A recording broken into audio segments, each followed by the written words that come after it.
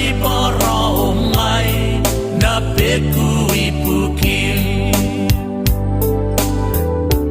Yesu ianakoin kai rai para ngai na peku ipukim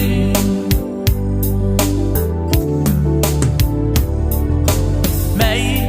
bana kau ringa rom nam tai sio sio nako Sita rakam sa kamayu tai tanri kaki mai rona Kuna kapunga na mayum lai rina noya mata Yesu ianakoin kai rai para ngai na peku ipukim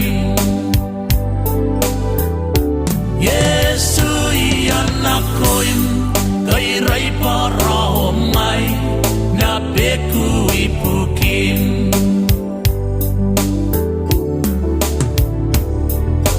Ka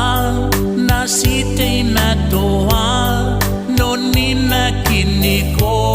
Yesu Pona rapai te kapaya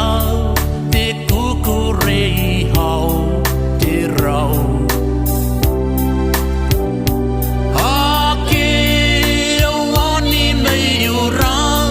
kana si rau reba Yesu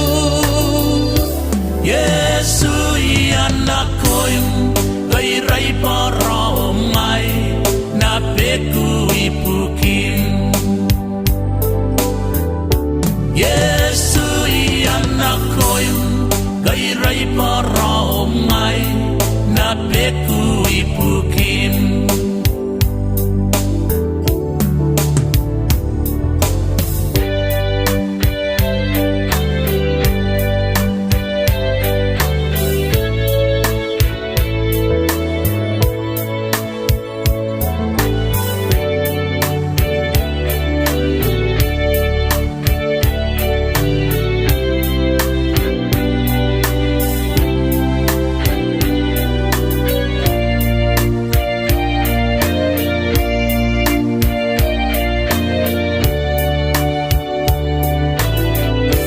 Yesu ianakoin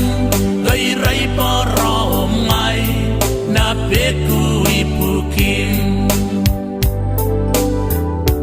Yesu ianakoin kai rai para ngai na peku ipukim Yesu ianakoin kai rai para ngai na peku ipukim